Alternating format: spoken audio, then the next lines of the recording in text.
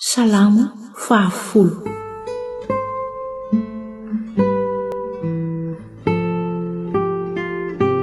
Salamo abidi, fitarainana sy fangataham-pamonjena noho ny fireharehan'ny ratsy fanahy.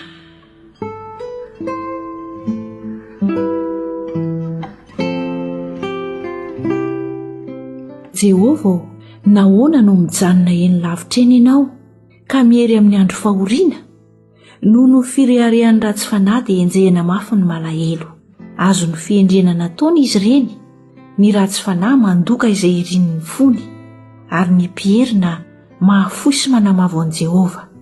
Ny ratsy fanahy mirehare hoe tsy anadiny izy. Eny, tsy misy Andriamanitra no totalikeviny. Tanteraka mandrakariva ny alehany, any amin'ny avolavitra azy ny fitsaranao. Ny mpandrafy azy rehetra dia ataony hoe zinony ireny.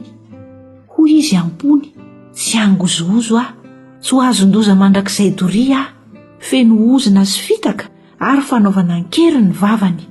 Ao ambanin'ny lelany dia misy fampahoriana sy faharatsiana. Mamitsaka amin'ny fanotrehana ao an-tanàna izy, ao an-takonana no amonoan'ny marina, ny masony mikendry ny mahantra.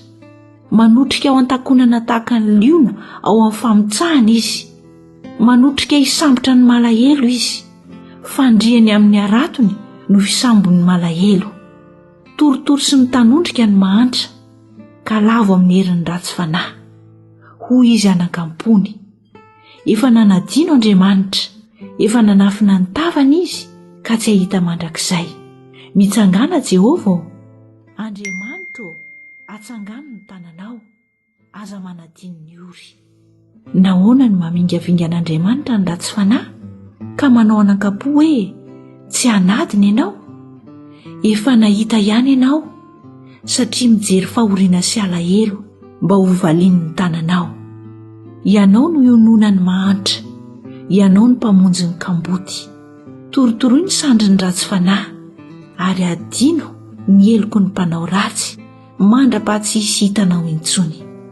Jehova ny mpanjaka mandrakizay doria, voafongotra tsy ho amin'ny taniny intsony ny jentilisa. Efa nohenonao Jehova ny irin'ny mpandefitra. Mampiomana ny fony ianao sady mampiaino ny sofinao. Hanomezanao rary ny kamboty sy ny mahantra, mba tsy handroso ampitahotra intsony ny zanak'olombelona etỳ an-tany.